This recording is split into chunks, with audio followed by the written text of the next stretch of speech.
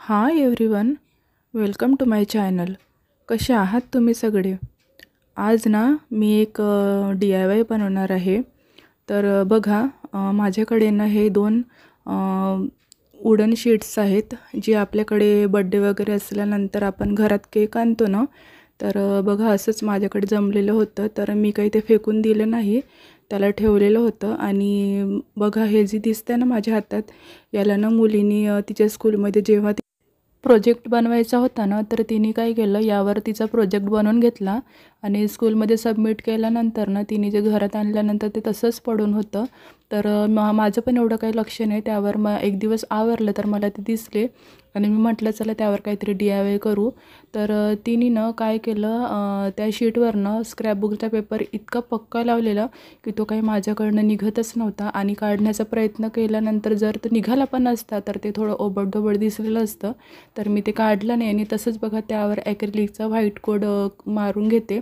तर पहिला कोड लावल्यानंतर ना त्याला सुकू द्यायचा आणि परत एक कोड करायचा.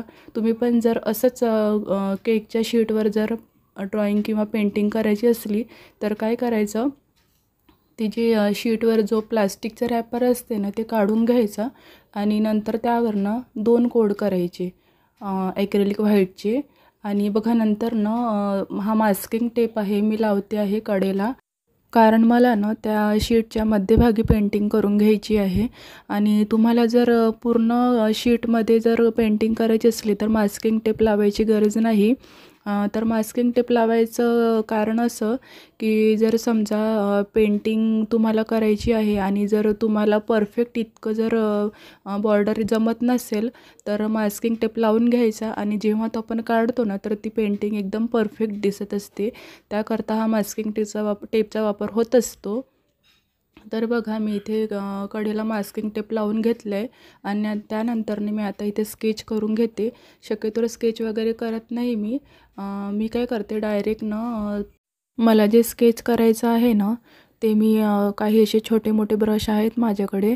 तर जे मी ठरवलेलं आहे काढायचं तर त्यानुसार मी काय करते, ब्रश आणि कलर घेऊन ना डायरेक्ट पेंट करते त्यावर.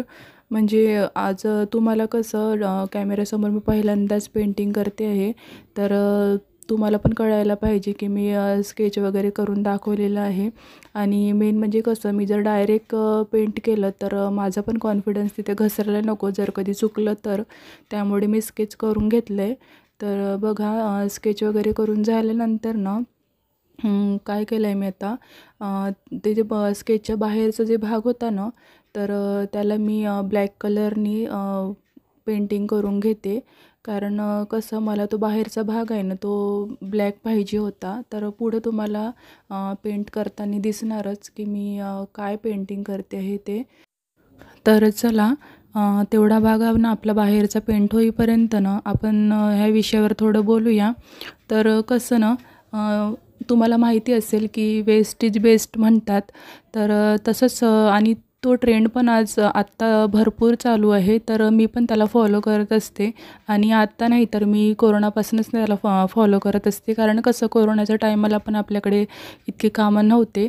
तर त्यावेळेला पण असं कसं मनोरंजन करून घ्यायचं होतं घरात आपल्याला आपल्या स्वतःचंच, कारण आपण बाहेर येणं जाणं करू शकत नव्हतो. तर तेव्हापासूनच मला खूप जास्त ह्या गोष्टींची आवड लागलेली आहे. आणि तसं पेंटिंग मला आधीपासूनच आवडते. तर मी काय करत असते, जे पण घरात असं वेस्ट काही निघालं ना तर त्याला ना मी सांभाळून ठेवते आणि त्यापासून काहीतरी नवीन करण्याचा प्रयत्न करत असते. तर कसं ना, आपण बाहेरून काही विकत आणतो तर ते सुद्धा आपण कितीतरी पैसे खर्च करून आणि एवढं विकत घेऊन आणत असतो. तर ते खाली झाल्यानंतर ना त्याला डायरेक्ट असं डस्टबिनमध्ये फेकून देऊ नका. तुमच्याजवळ जर वेळ असला किंवा काही जास्त असं महाग वगैरे सामान घ्यायची गरज नसते आणि जर तुम्हाला आवड असली तर प्लीज कामाव्यतिरिक्त ह्या गोष्टीत पण थोडा इंटरेस्ट घाला. म्हणजे कसं, त्यामुळे जर थोड्या थोड्या वस्तूतून जर तुम्ही चांगलं काही करू शकत असाल तर तुमचं घर पण छान डेकोरेट होईल. आणि तसंच काहीसं माझं आहे, माझ्या घरात जे पण वेस्ट असते ना काही, तर मी त्याला अजिबात फेकत नाही. त्याचं खूप दिवस मी त्याला सांभाळून ठेवत असते. डायरेक्ट डस्टबिनमध्ये मी टाकतच नाही, त्याला सांभाळून ठेवते. आणि बघते त्याचं काहीतरी होईल का आणि जर कधी मला फ्री टाईम मिळाला तर तेव्हा मी त्याला थोडं विचार करते की याला असं होईल का, याला तसं करता येईल का.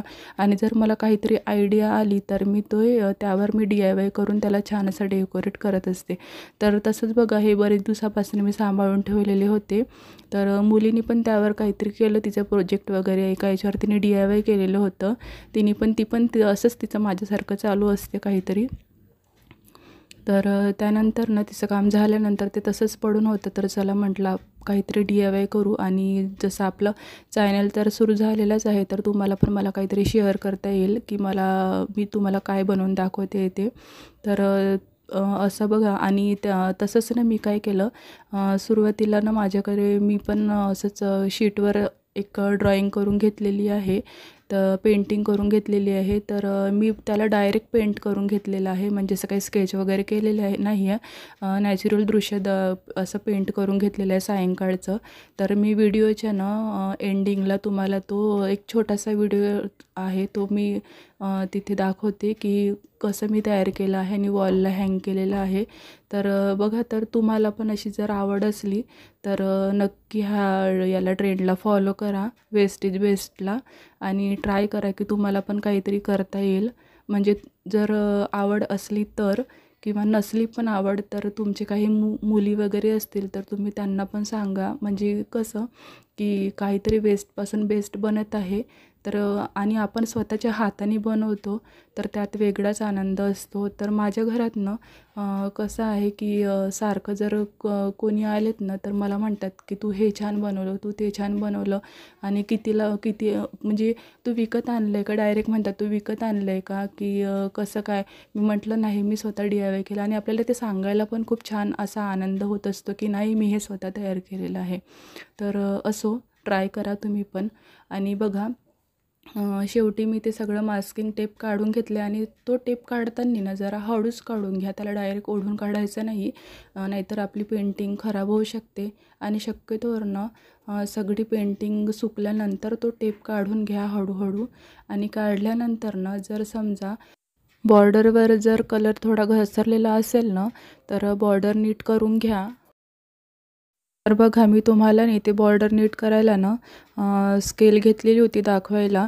पण काय झालं, ते मधलं कलर ना बरोबर सुकलेला नव्हता, कारण मी डायरेक्ट व्हिडिओ शूट करत आहे ना, त्यामुळे मला इतका वेळ नव्हताच. त्यामुळे मी काय केलं, स्केल ती हातात घेतलेली साईडला ठेवून घेतली आणि तुम्हाला आता डायरेक्ट मी बॉर्डर नीट करताना दाखवते. तर बघा, बॉर्डर वगैरे झालेली आपली व्यवस्थित. आणि त्यानंतर तुम्हाला दिसत असेल की काय स्केच तयार केलेलं आहे आणि कसं दिसतंय ते तर मला कमेंट्समध्ये नक्की सांगा.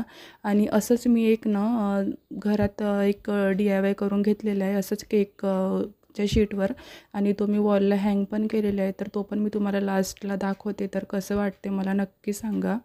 आणि तुम्हाला जर माझे व्हिडिओ आवडत असतील तर प्लीज लाईक करा, सबस्क्राईब करा. Take care and bye bye.